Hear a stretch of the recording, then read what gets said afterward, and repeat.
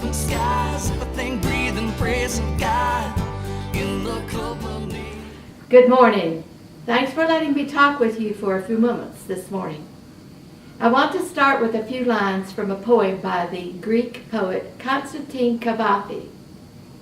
When you start on your journey to Ithaca, then pray that the road is long, full of adventure, full of knowledge. Growing up as one of 4 children of a Methodist preacher, I often visited Lake Junaluska with my family and came to think of this beautiful area as a home away from home. After graduation from college, however, I found myself living in a number of other places over many years as I pursued my career in teaching and librarianship. My long road led me away from the mountains. Although it was in my DNA to attend my local church wherever I had lived, during those busy and mobile years, I occasionally lost touch with what the church could and should mean to me. Roadblocks and detours of one sort or another obscured my view of where I wanted to go in this life.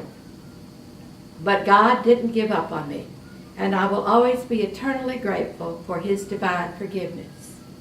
Gradually, I got back on track, put my Methodist DNA to work just like a GPS, and now, by the grace of God, the long road has led me back to this area and into active membership in this church.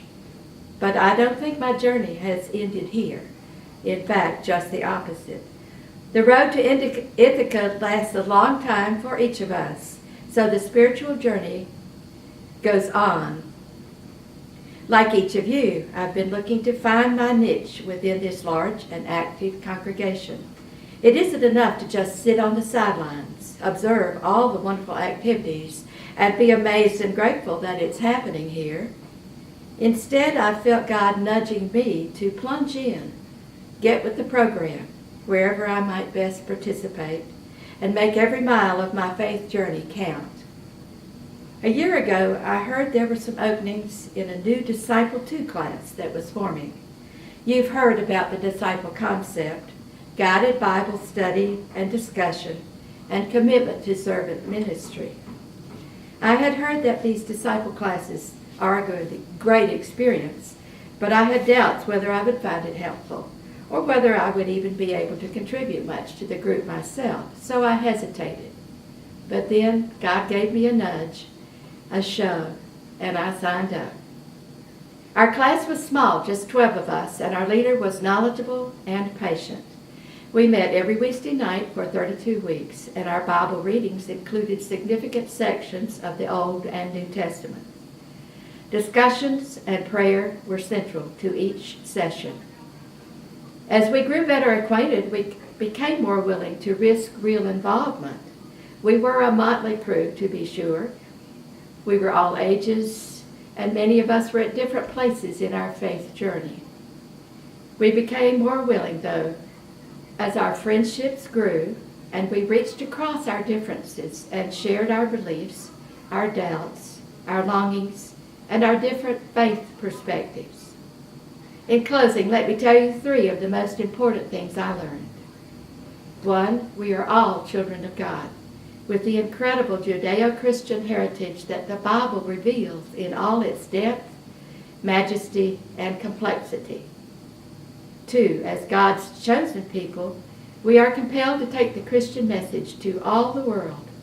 How we live out our lives is our witness to the beliefs we profess. And there are those among us who shine at this with an inner glow and a joy that is contagious. Being in a group with people like that is inspiration in and of itself as we learn from each other. I gained fresh insights into my own faith perspective as I thought and prayed about what it means to be a true disciple of Christ, to have the greatest adventure of all. Professing Christianity is a challenge to our spirits and a comfort to our hearts all along the road of life. Taking a disciple class can help light the way. Thank you. Praising under open skies, a thing breathing, praising God in the global need.